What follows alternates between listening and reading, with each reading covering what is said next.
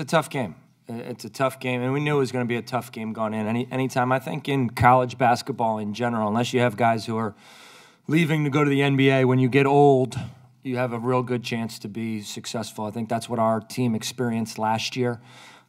We had an older group that had kind of grown together, and we had a nice regular season. We stayed healthy, which was different than this West Point group this year. I think that had they not had the injuries that they had, they would have been right in the hunt for one of the top seeds in the league. I think their veterans are really good players, and the pieces fit really well together.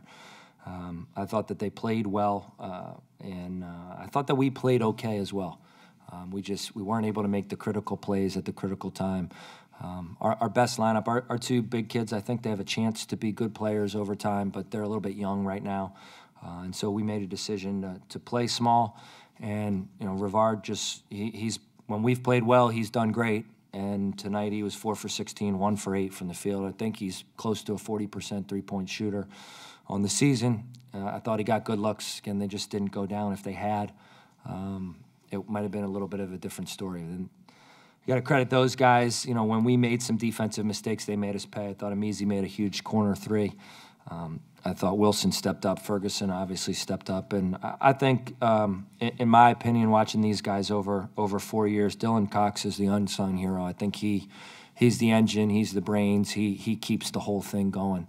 And I know he doesn't have any of the statistical numbers that the rest of the group does, but I think he's a really, really good basketball player and makes winning plays for his team.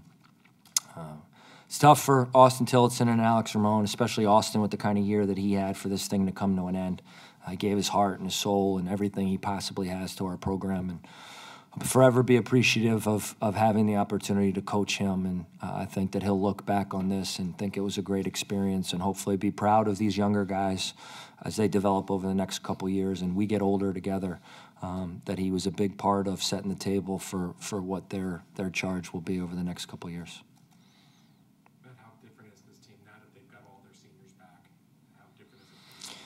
Yeah, I mean, Coach Spiker's become a friend over the years, and I think that he does a fantastic job, and especially here at the United States Military Academy, it's a unique job. So, his plan has kind of been to get old, and these guys came in together, and they grew up together, and they went through, victory and defeat and tough times and good times together. And I think now that, and maybe in a way that some of those guys were injured, like, it helped out some other guys grow in some roles, and Ferguson, when he came back from the injury, I mean, he got hurt in our first game.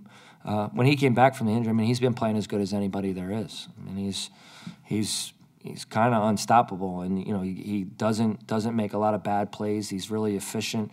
He offensive rebounds the ball because of his size and his length and his strength, and I think they're playing very well. And again, when you've got that veteran leadership and it's all clicking, if Wilson's making jump shots and Plum, I thought those two guys played within themselves. They didn't force the issue too much, and it helps their team a lot.